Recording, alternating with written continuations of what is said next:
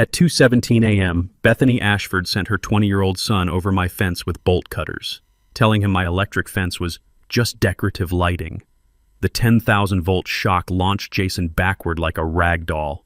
A blinding flash lit up my yard. Alarms shrieked. His scream tore through the desert night. By the time I ran outside, Jason was on the ground convulsing, and Bethany was frantically checking on him while still clutching the papers she'd planned to plant on my property. All of this started because my disabled daughter needed a wheelchair ramp, and this woman decided that meant we should lose our home. What Bethany still didn't realize in that moment was that every second of her plan was being recorded, and when that footage reached the right hands, everything changed. What would you do if someone risked their own child to steal your home? Curtis Manning never thought he'd be living in a suburban HOA community. After 20 years in the Army, followed by a decade running his own security company, Curtis was more comfortable with wide-open spaces and neighbors who minded their own business. But life has a way of throwing curveballs. When his ex-wife abandoned their 15-year-old daughter Emma 3 years earlier, citing the stress of Emma's spina bifida as too much to handle, Curtis found himself needing a fresh start in a place with good schools and medical facilities. The Meadowview Heights community seemed perfect: single-story homes, wide driveways, and what appeared to be reasonable HOA rules. Curtis was 48, with graying temples and the kind of steady demeanor you get from defusing bombs in Afghanistan. These days, he installed security systems for a living, but more importantly, he was Emma's full-time caregiver.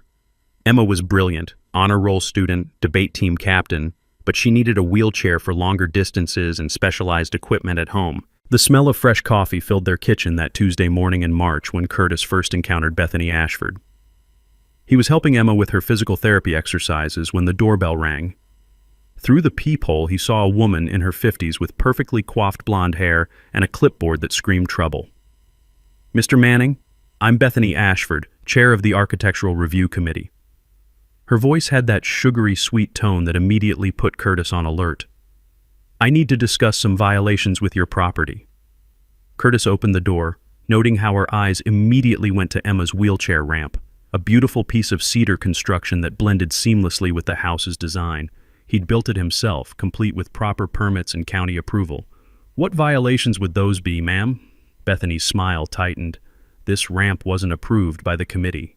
"It's a significant structural modification that affects the neighborhood's aesthetic standards." She handed him a citation. "That's a $500 fine, with additional daily penalties until it's removed." Curtis felt that familiar tingle at the base of his skull, the same one he'd gotten right before IEDs went off in Kandahar. Emma wheeled up beside him, and he could see the worry in her eyes. "I have all the permits," Curtis said calmly. "County Building Department, ADA compliance certification, HOA architectural approval from when I submitted the plans 8 months ago." "Those approvals are insufficient," Bethany said, not even glancing at the paperwork Curtis retrieved from his filing cabinet. "The current board has updated our standards. You have 30 days to remove the structure or face escalating fines." The crisp sound of papers shuffling filled the awkward silence as Curtis organized his documentation. The scent of Bethany's overpowering perfume, something floral and expensive, made his nose twitch. After Bethany left, Curtis did what any good soldier does. He researched his enemy. Meadowview Heights had 847 homes and a board of 5 members. Bethany had been chair for 3 years, during which property values had risen dramatically. Too dramatically. Curtis started noticing a pattern in the HOA meeting minutes. Certain homeowners, mostly elderly or those with disabilities, faced repeated citations while others seemed immune. He spent hours poring over county records, HOA financial statements, and architectural approval logs. The more he dug, the more questions emerged. Why were some modifications approved in days while others languished for months? Why did certain contractors seem to get preferential treatment? And why did Bethany's own property have several unpermitted additions that somehow never appeared on violation lists? Emma found him that night hunched over his laptop, scrolling through public records. The blue glow of the screen reflected off her concerned face as she wheeled into his home office. "Dad, are we going to have to move again?"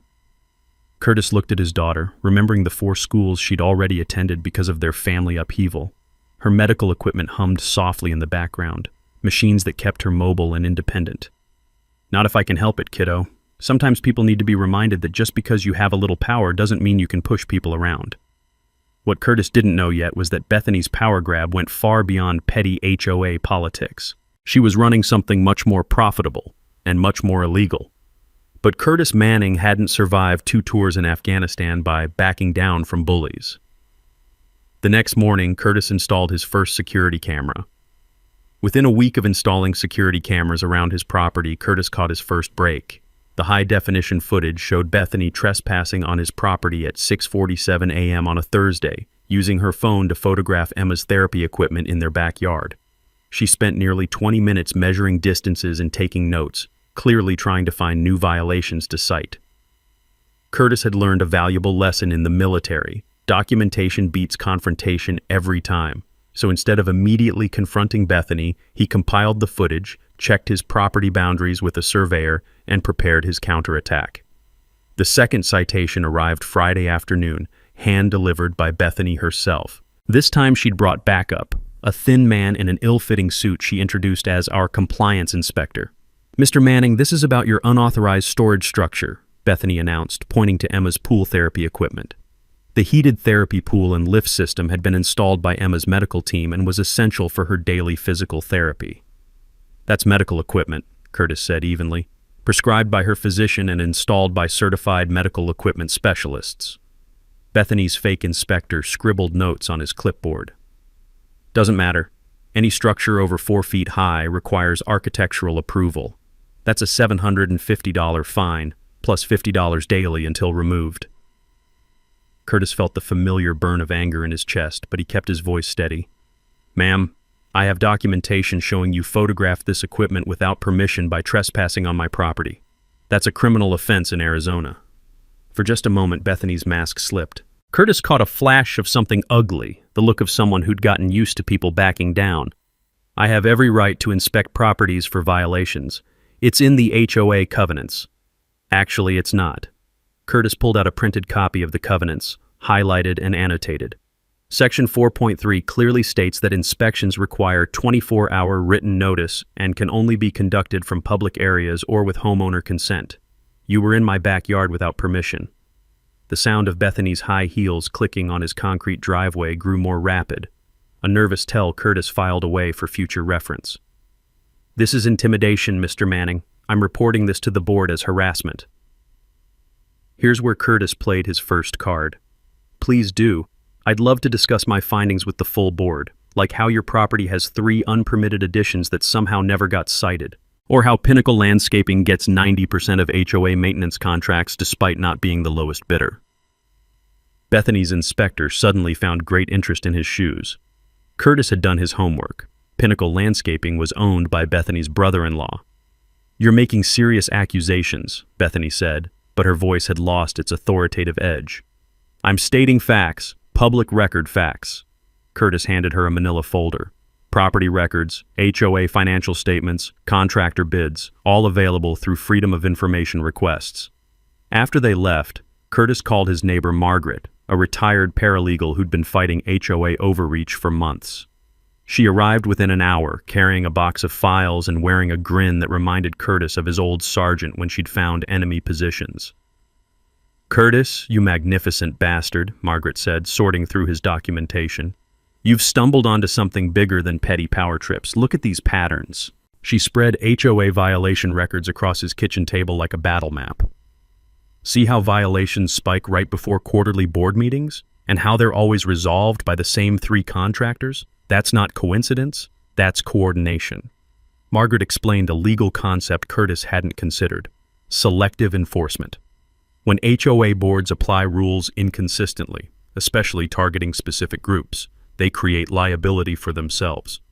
But more importantly, she'd discovered something else in the financial records. "Bethany's been charging homeowners for pre-violation consultations," Margaret said. "Look at these bank deposits, $500 here, $300 there, all cash payments from residents who mysteriously never get cited after paying up." The pieces clicked into place for Curtis.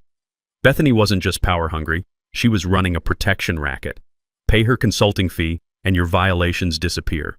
Refuse, and face escalating fines that could lead to foreclosure. "How many people has she done this to?" Curtis asked. "At least 15 that I can prove. Probably more who paid quietly and never reported it." Margaret's eyes gleamed with the prospect of justice. "Curtis, This isn't just HOA abuse. This is extortion, and it's a felony. Curtis felt something shift inside him, the same calm focus he'd experienced before difficult missions overseas. Bethany had picked the wrong target. She thought she was bullying a single father who'd backed down to protect his daughter. Instead, she'd declared war on someone who knew how to fight back. "Margaret, I'm going to need your help with something, and we're going to need to be very, very careful about how we handle this." The crunch of gravel outside announced another car in his driveway. Through the window, Curtis saw Bethany returning, this time with someone who looked distinctly like a lawyer. Round 2 was about to begin. Bethany's lawyer turned out to be exactly what Curtis expected: expensive suit, patronizing smile, and a briefcase full of legal threats designed to intimidate. What he probably didn't expect was to find Curtis sitting calmly at his kitchen table with Margaret and a stack of evidence that could end Bethany's little empire. "Mr. Manning, I'm attorney Bradley Hutchinson representing the Meadowview Heights HOA," the lawyer announced, settling his considerable bulk into Curtis's patio chair. "We need to resolve this situation before it escalates further." Bethany stood behind him like a general directing troops, her earlier nervousness replaced by smug confidence. Clearly, she thought bringing legal firepower would force Curtis to cave. "I understand you've made some concerning allegations about board procedures," Hutchinson continued, opening his briefcase with theatrical precision. "Mrs. Ashford is prepared to reduce your fines to $200 as a goodwill gesture, provided you remove the unauthorized structures within 48 hours. Curtis didn't respond immediately. Instead, he poured himself coffee, noting how the rich aroma seemed to irritate Bethany's already frayed nerves. Margaret smiled quietly beside him, organizing documents with the methodical precision of someone who'd spent 40 years in legal work. "Mr. Hutchinson, before we discuss resolutions, I think you should know what we've discovered about your client's business practices." Curtis slid a folder across the table. "These are bank records showing cash deposits totaling $23,000 over 6 months, all from homeowners who received violation notices that were subsequently withdrawn." Hutchinson's confident expression flickered as he scanned the documents. Curtis had spent his Army career reading people under pressure, and the lawyer's micro-expressions told him everything he needed to know. "I also have signed affidavits from 4 residents describing Mrs. Ashford's consultation services," Curtis continued. "Apparently, paying her $500 guarantees your property suddenly becomes compliant with HOA standards." "This is harassment," Bethany snapped, but her voice cracked slightly. "You're stalking residents, intimidating them into signing false statements." Margaret leaned forward with the patience of a predator. "Actually, they contacted us after learning about Curtis's situation. Seems word travels fast in a community of 847 homes when someone finally stands up to extortion." The sound of ice clinking in glasses drifted from the neighbor's backyard barbecue. Normal suburban sounds that felt surreal given the high-stakes confrontation happening at Curtis's patio table. Hutchinson cleared his throat, clearly trying to regain control of the situation. "Even if these allegations had merit, which I'm not conceding, the HOA has legitimate authority to enforce architectural standards." "Absolutely," Curtis agreed, "but only within legal boundaries. Arizona Revised Statute 33-1804 requires HOA enforcement to be consistent and non-discriminatory. Selective enforcement, especially when motivated by financial gain, violates both state law and the Fair Housing Act." Curtis had done more than just research. He'd consulted with a friend from his security business who specialized in civil rights law. The knowledge nugget here was crucial. HOAs can't pick and choose which rules to enforce based on personal profit. Any pattern of discriminatory enforcement can trigger federal civil rights violations, which carry serious penalties. "You're also facing potential RICO charges," Margaret added casually, dropping the nuclear option. "Racketeering laws apply when someone uses an organization to conduct ongoing criminal activity, Mrs. Ashford's consulting business meets that definition." Hutchinson's face went pale. RICO charges meant federal prosecution, asset forfeiture, and prison time. Bethany, apparently not understanding the gravity, doubled down instead of backing off. "This is ridiculous," she sputtered. "I've helped residents understand compliance requirements. That's not illegal." "Taking money to make violations disappear is extortion," Curtis said flatly. "Taking money to avoid violations in the first place is bribery. Both are felonies." The lawyer was furiously scribbling notes, clearly trying to calculate how to extract his client from an increasingly dangerous legal position. But Bethany's next move proved she was too arrogant to recognize when she'd lost. "Fine, you want to play hardball?" Her voice had turned venomous. "Every medical device, every modification, every piece of therapy equipment gets red tagged as a safety violation. I'll have county inspectors here tomorrow declaring this property uninhabitable." Curtis felt something cold settle in his chest. Threatening his daughter's medical equipment crossed a line that couldn't be uncrossed. Emma needed that equipment to maintain her independence and health. "Mrs. Ashford, you just made this personal," Curtis said quietly, "and you just confessed to planning retaliatory enforcement which violates both state fair housing laws and ADA protections." Hutchinson was already packing his briefcase. "Bethany, we need to discuss this privately, immediately." But the damage was done. Bethany had revealed her true intentions, and Curtis had recorded every word on the security system she didn't know about. The audio quality was crystal clear, capturing her threats to weaponize county inspectors against a disabled teenager. As they left, Curtis turned to Margaret. "Time for phase 2. "What's phase 2? Curtis smiled grimly. "We go on the offensive." Curtis woke up Friday morning to find an orange notice plastered across his front door. "Emergency Safety Inspection, County Building Department." Bethany had made good on her threat, somehow fast-tracking an inspection that typically took weeks to schedule. The notice demanded immediate access to inspect reported safety violations regarding unauthorized medical equipment installations. True to his military training, Curtis had anticipated this move. He'd spent the previous evening calling in favors from his contractor network, ensuring Emma's therapy equipment was not just up to code but exceeded safety requirements by a wide margin. But Bethany's real mistake was underestimating how county bureaucracy actually worked. At 8 a.m. sharp, Inspector Rodriguez arrived, a no-nonsense woman in her 50s who Curtis immediately recognized as a fellow veteran from the Marine Corps decal on her truck. Behind her came Bethany with another man Curtis didn't recognize, someone trying too hard to look official. "Mr. Manning, I'm here about an emergency inspection request. Have to say, this is unusual. Someone called in claiming immediate safety hazards, but the paperwork seems incomplete." Rodriguez's tone suggested she'd dealt with HOA drama before. Curtis invited her in, noting how Bethany hung back nervously while her companion, who Curtis now suspected wasn't a real inspector, fumbled with a clipboard. "Inspector Rodriguez, I appreciate you coming out. All of my daughter's medical equipment was installed by certified medical equipment specialists with proper permits and county approval." Curtis handed her a 3-ring binder. "Complete documentation, including electrical certifications and ADA compliance reports." Rodriguez flipped through the documentation with professional thoroughness.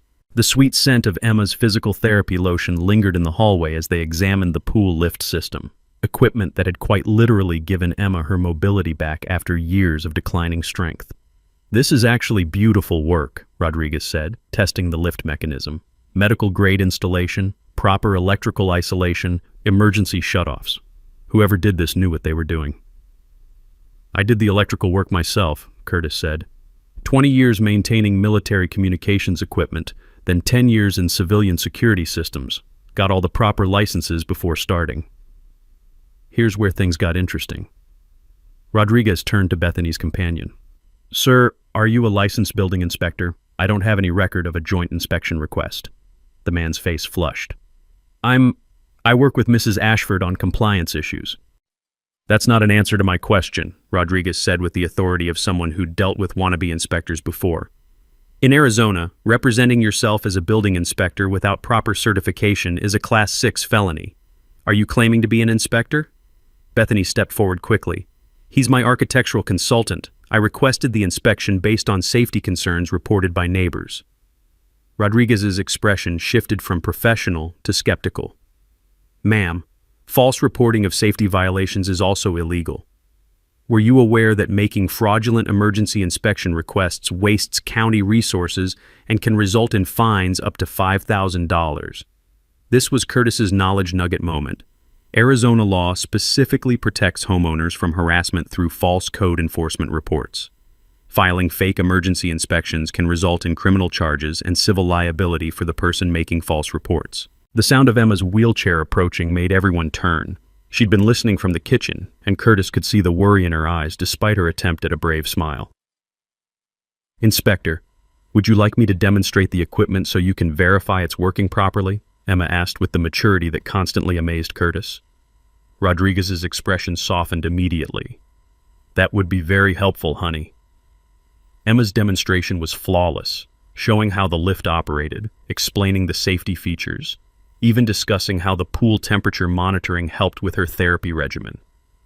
Rodriguez asked technical questions that Emma answered with the expertise of someone whose life depended on understanding her equipment. Well, this is clearly a medical necessity, properly installed and maintained, Rodriguez concluded. Mr. Manning, your installation exceeds county requirements. Mrs. Ashford, I'm concerned about the nature of your complaint. These systems are clearly essential medical equipment, not safety hazards. Bethany's fake inspector had quietly retreated to the car, but she pressed on with increasing desperation. What about the unauthorized structural modifications? The ramp changes the building footprint. The ramp has proper permits and ADA compliance certification, Rodriguez replied firmly. Mrs. Ashford, I'm required to file a report about this inspection. I'll be noting that the emergency request appears to have been made in bad faith, potentially as harassment of a disabled resident. The crunch of gravel under nervous pacing filled the silence as Bethany realized her gambit had backfired spectacularly. Not only had she failed to find violations, she'd created a paper trail of her own misconduct with a county official. After Rodriguez left, Curtis found a voicemail from Margaret. 3 more residents had come forward with evidence of Bethany's extortion scheme, including recorded phone calls. But more importantly, Margaret had discovered something that would change everything. Curtis, you need to sit down for this. Margaret's voice was excited, but grim. I found Bethany's business license for her consulting company. She's been operating without proper registration, not reporting income, and here's the kicker. She's been billing some homeowners through fake invoices claiming county inspection fees. Curtis smiled grimly. Bethany had just graduated from simple extortion to mail fraud, tax evasion, and impersonating government services. Federal crimes with federal penalties. The war was about to escalate dramatically. Margaret's call came at 11 p.m. on a Tuesday, 3 weeks after the fake inspection incident. Curtis was helping Emma with her math homework when his phone buzzed with a text that simply said, "Get to my house now, bring coffee, you're going to need it." 20 minutes later, Curtis sat in Margaret's cluttered home office, surrounded by boxes of documents, laptop screens, and the kind of controlled chaos that comes from serious investigative work. The smell of fresh printer ink hung in the air as Margaret fed pages through her scanner with methodical precision. "Curtis, remember how I said Bethany was running a simple extortion scheme? I was wrong. This is so much bigger."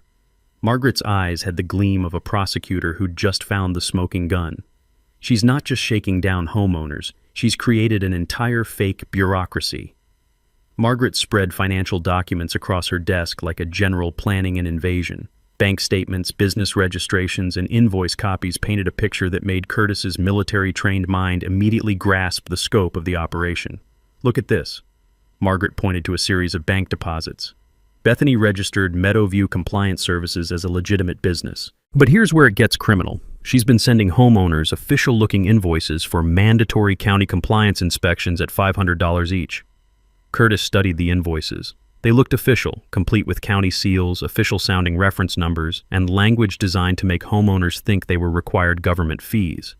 "These aren't real county inspections," Curtis said, understanding immediately. "Exactly. She created fake county inspection requirements, then charged residents to avoid violations that didn't exist. But wait, it gets worse."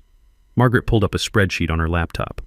"She's collected over $185,000 in the past 2 years through this scheme." The number hit Curtis like a physical blow. $185,000 stolen from his neighbors through an elaborate con game that preyed on people's fear of government bureaucracy and HOA retaliation. How many people fell for this? 47 homeowners that I can document, mostly elderly residents and people with disabilities who couldn't afford legal fights. Margaret's voice carried the controlled anger of someone who'd spent her career fighting for justice. She targeted the most vulnerable residents, people who couldn't easily research whether these inspections were legitimate. Margaret showed Curtis copied checks, each one made out to Meadowview Compliance Services, for amounts ranging from $300 to $750. The victims read like a who's who of the community's most vulnerable residents: elderly widows, disabled veterans, single parents, immigrants with limited English. "Here's the beautiful part," Margaret continued. By creating fake government documents and using county seals without authorization, she committed federal mail fraud. Each invoice mailed to a victim is a separate federal felony carrying up to 20 years in prison. Curtis felt pieces clicking into place.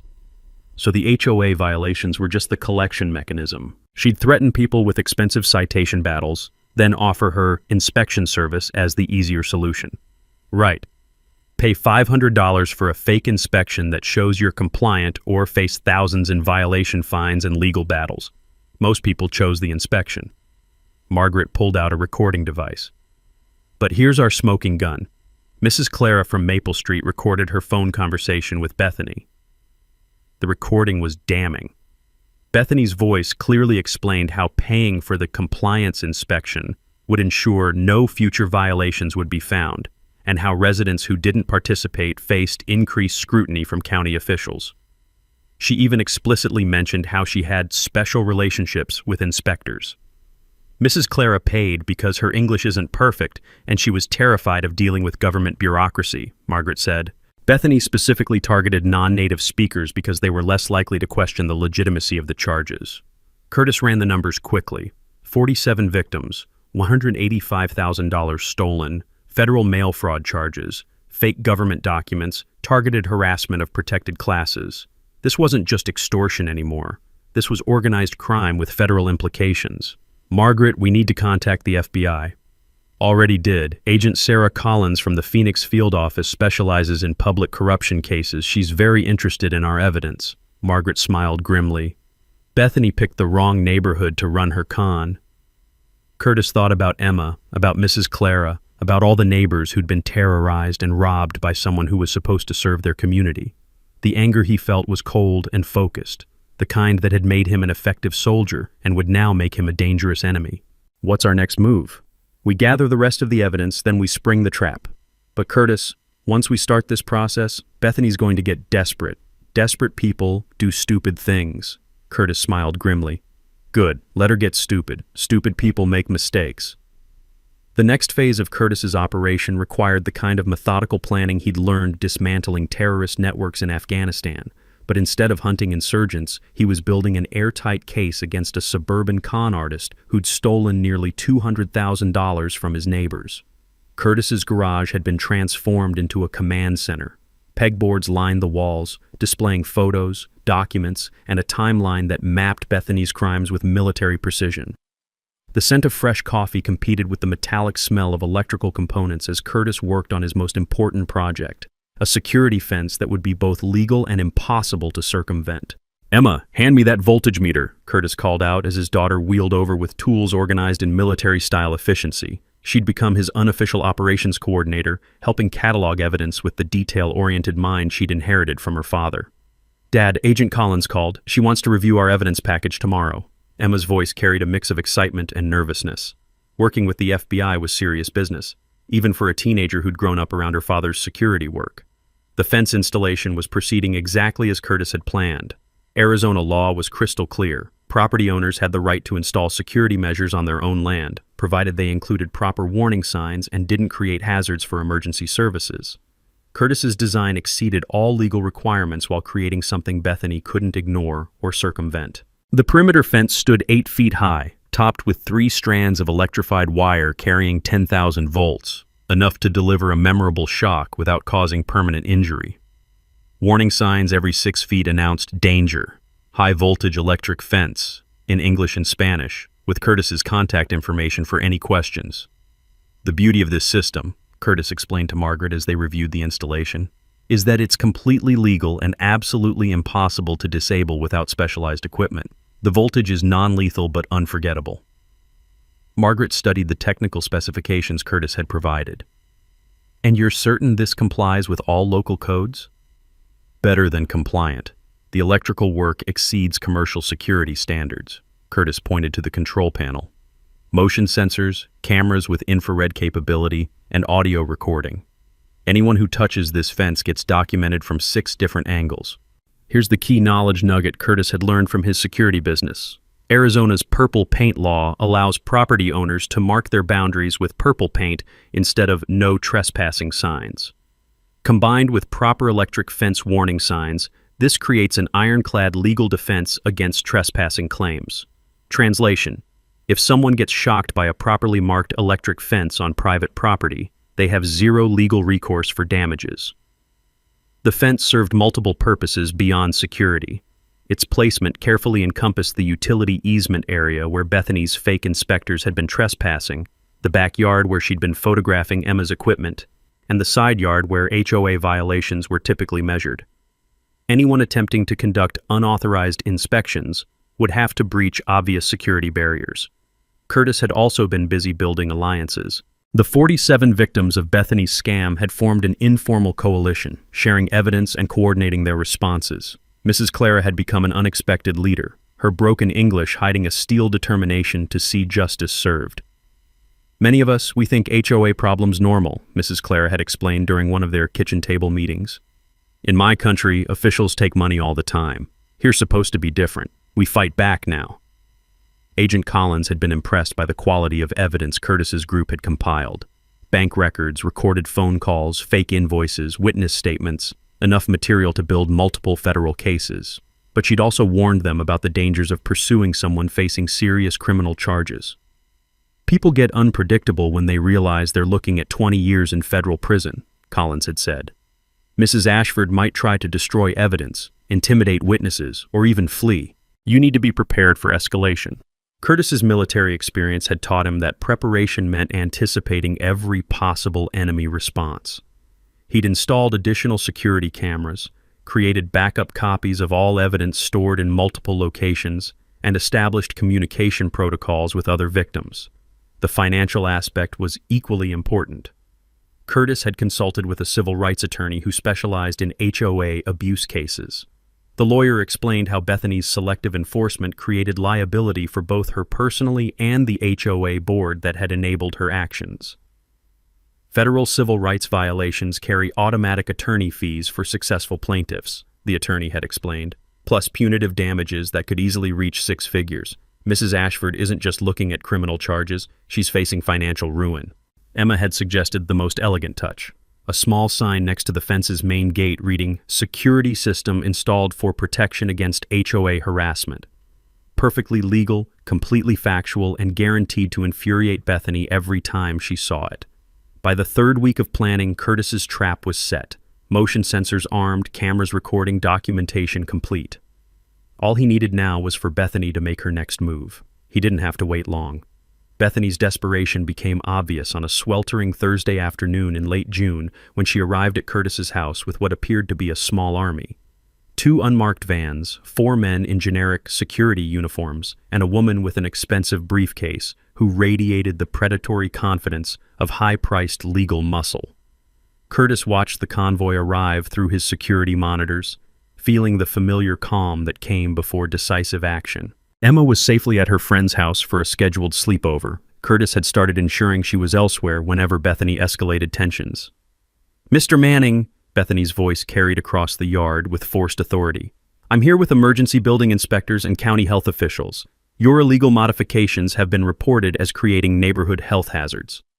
Curtis stepped onto his front porch, noting immediately that none of Bethany's officials carried proper identification, county vehicles, or legitimate inspection equipment. The acrid smell of diesel fumes from the idling vans mixed with the desert heat, creating an atmosphere of manufactured urgency. "Ma'am, I'll need to see county identification and inspection warrants before anyone enters my property," Curtis replied calmly, his phone already recording video. The woman with the briefcase stepped forward. "I'm attorney Victoria Clara, yes, relation to your neighbor, representing Meadowview Compliance Services. We have documented health violations that require immediate inspection." Curtis almost smiled at the audacity. Bethany had hired Mrs. Clara's daughter to intimidate the same woman she'd been extorting.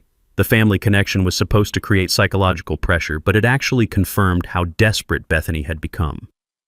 "Ms. Clara, your client is currently under federal investigation for mail fraud, extortion, and impersonating government officials. I'd strongly advise you to research your client's background before proceeding." The lawyer's confident expression flickered slightly. Clearly, Bethany hadn't mentioned the federal investigation when retaining counsel. "These men need access to inspect your electrical modifications," one of the fake inspectors announced, pointing toward the fence. We have reports of dangerous voltage levels in violation of county codes. Here's where Curtis sprung his first surprise. Gentlemen, this fence was installed by Morrison Security Solutions. That's my company. With all proper permits and county approvals. He handed copies through the fence gate. Inspector Rodriguez signed off on the electrical work personally. You're welcome to verify that with her directly. The fake inspectors exchanged uncertain glances. They'd clearly expected to intimidate a homeowner who didn't understand electrical codes, not encounter someone who'd built his career on security installations. The fence voltage exceeds residential safety standards, the lead fake inspector insisted. Actually, it doesn't. Curtis pointed to the specification plate mounted prominently on the fence. Arizona Administrative Code R430301 allows security fencing up to 10,000 volts on residential property with proper signage and non-lethal current settings. This system operates at exactly 9,500 volts with pulse-limited current. Margaret had taught Curtis another valuable lesson about dealing with fake officials. Real inspectors know the codes intimately and can discuss technical specifications in detail. Fake inspectors rely on intimidation and vague authority claims because they don't actually understand the regulations they claim to enforce. Look, just let us in to check the equipment, one of Bethany's men said, reaching toward the gate latch. Sir, I wouldn't do that, Curtis warned. That fence is electrified and will deliver a significant shock. The warning signs are clearly posted. The man paused, hand inches from the latch, suddenly realizing Curtis wasn't bluffing about the voltage. Bethany's frustration finally boiled over. This is ridiculous. Curtis, you're creating a public nuisance with this fence. The HOA board is prepared to file for an emergency injunction to have it removed. Actually, Bethany, the HOA board voted last night to suspend your authority pending the FBI investigation, Curtis replied calmly. I have the meeting minutes right here.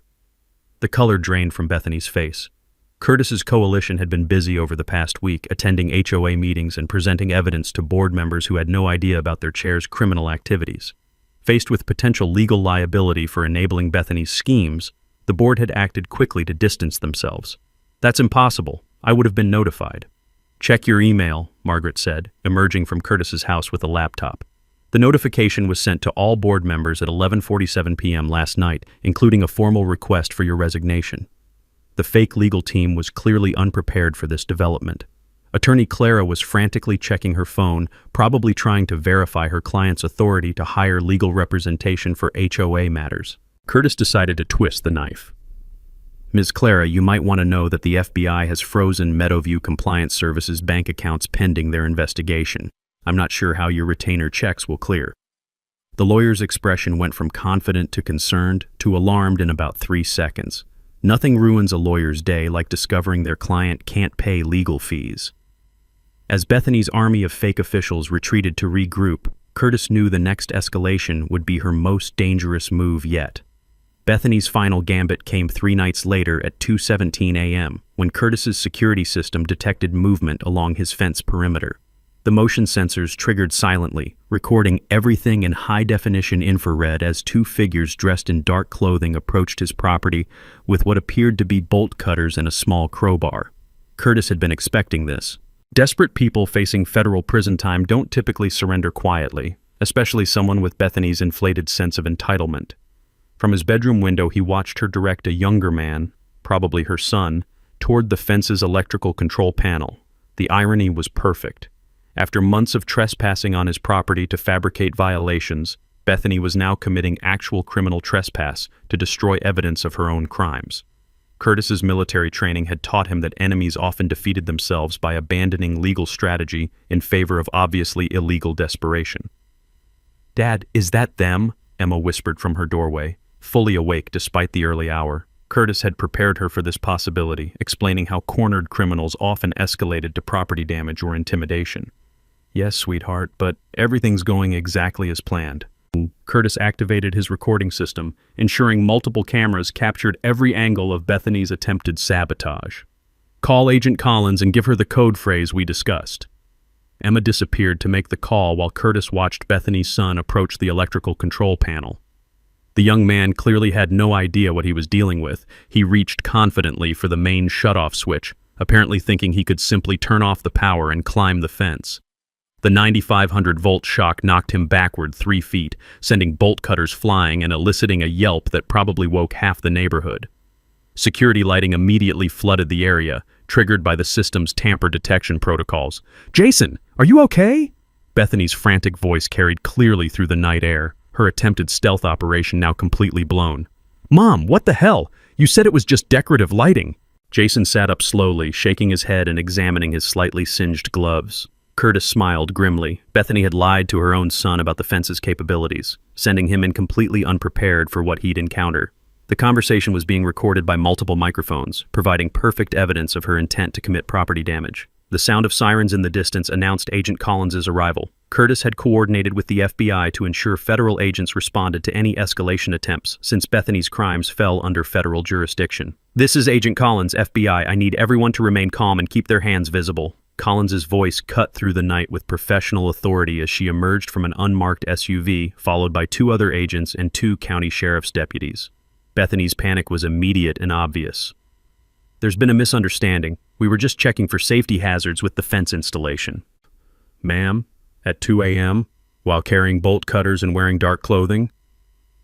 Deputy Martinez had the weary tone of someone who'd heard every possible excuse. "And your son just received an electrical shock from attempting to tamper with private property?" Collins approached Curtis's front door while other agents secured the scene. "Mr. Manning, we're going to need your security footage and any other documentation of tonight's incident." "Already prepared, Agent Collins." Curtis handed her a USB drive containing the night's recordings plus comprehensive documentation of Bethany's escalating harassment. Everything from motion detection through attempted property damage, including audio of Mrs. Ashford directing her son to disable my security system. Jason was now standing, looking increasingly confused and angry as he realized his mother had manipulated him into committing a crime. "Mom, you told me we were just checking if his fence was legal. You never said anything about disabling security systems." "Shut up, Jason," Bethany hissed, finally revealing the ugly personality she'd hidden behind suburban pleasantries. Collins studied the recordings on Curtis's security monitor, her expression growing more satisfied with each frame. "Mrs. Ashford, you're under arrest for criminal trespass, attempted destruction of property, and conspiracy to interfere with a federal investigation." The sound of handcuffs clicking seemed unnaturally loud in the desert night air.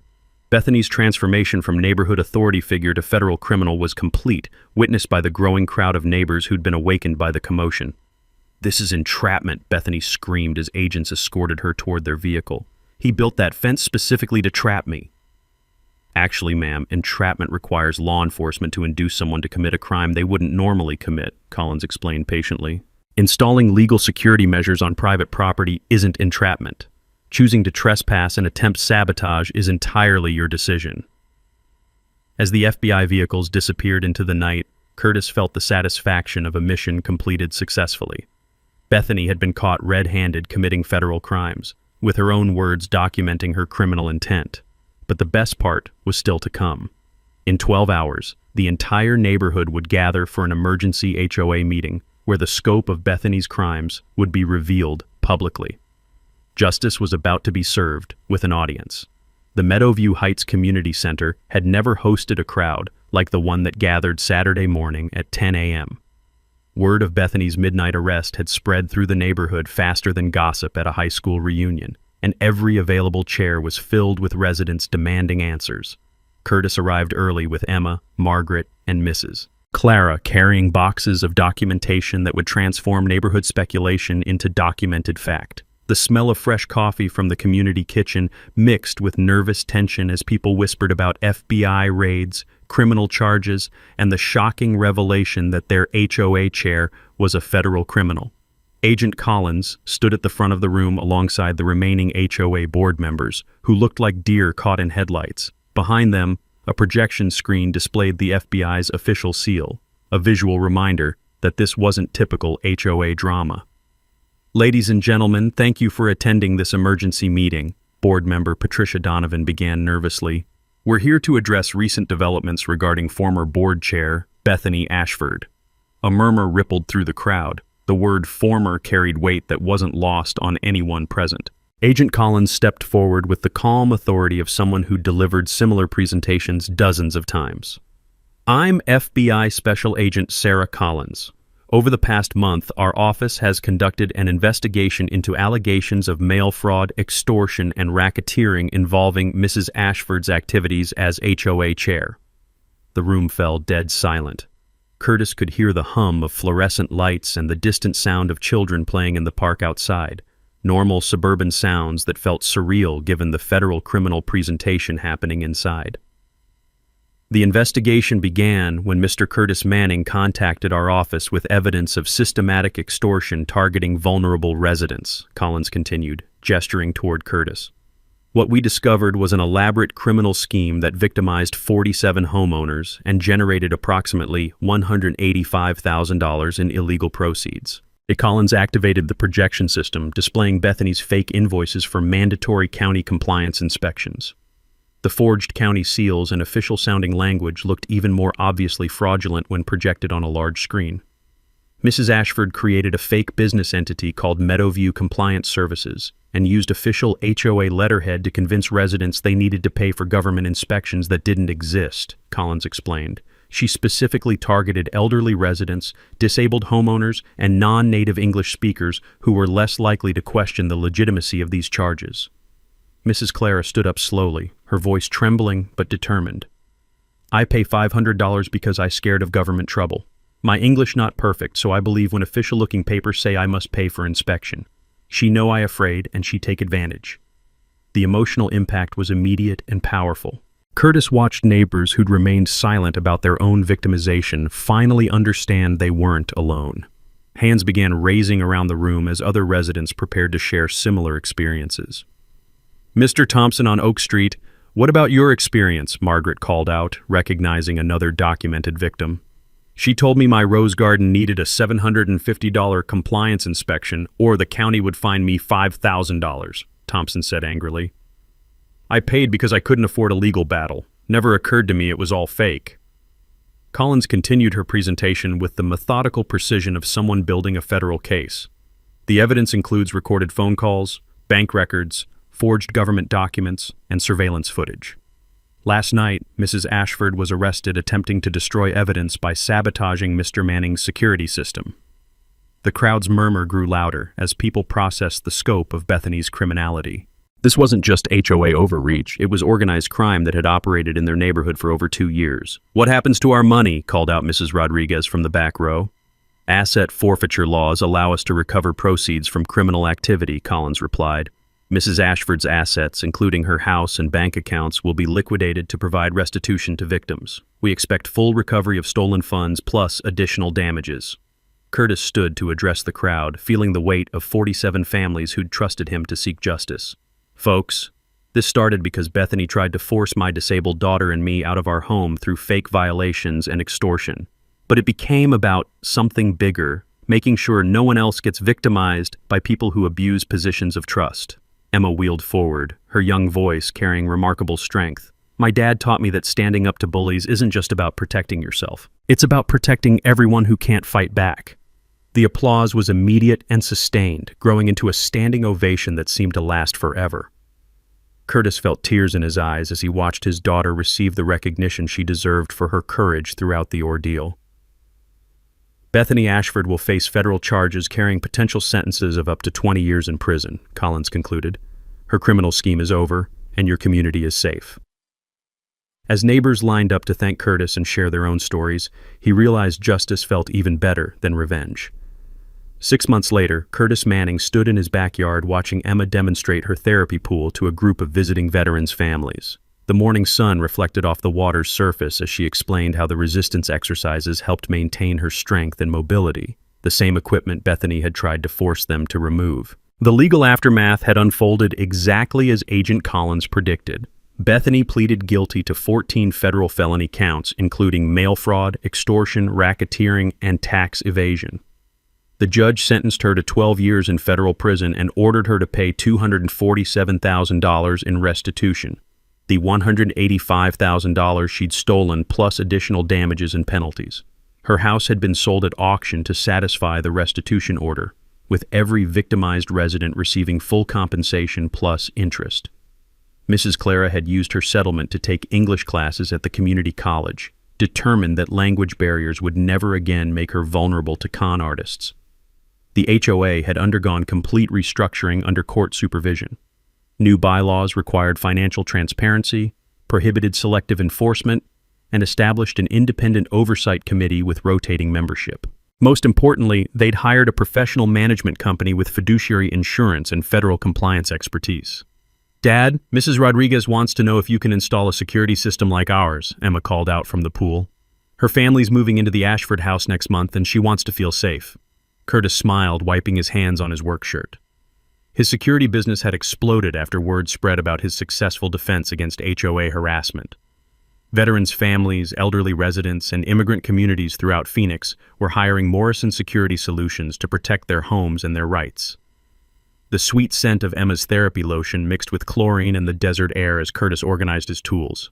Every morning brought calls from homeowners facing similar situations: HOA abuse, neighbor harassment, or property rights violations. Curtis had become something of a local legend, the guy who'd taken down a federal criminal and protected his community. Margaret had channeled her paralegal expertise into founding the Arizona HOA Abuse Prevention Network, providing free legal resources and advocacy for residents facing harassment. The organization had already helped dozens of families challenge improper fines, selective enforcement, and discriminatory practices. "Curtis, Channel 12 News wants to interview you next week about the legislation," Margaret called from his patio, where she was organizing files for their latest case. The state legislature was considering the Ashford Act, new laws strengthening penalties for HOA fraud and creating stronger protections for disabled residents.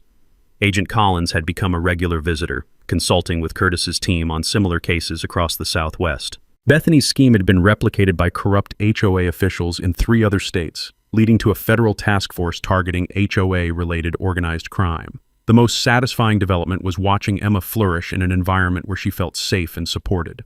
Her confidence had grown tremendously since the ordeal ended, and she'd become an advocate for disability rights in her high school. The debate team trophy on Curtis's mantle reminded him daily that his daughter was thriving despite, or perhaps because of, the challenges they'd overcome together. "Mr. Manning?" A new voice interrupted his thoughts. A young mother with tired eyes stood at his gate with a folder of papers. "I'm Sarah Kim from Sunset Ridge HOA.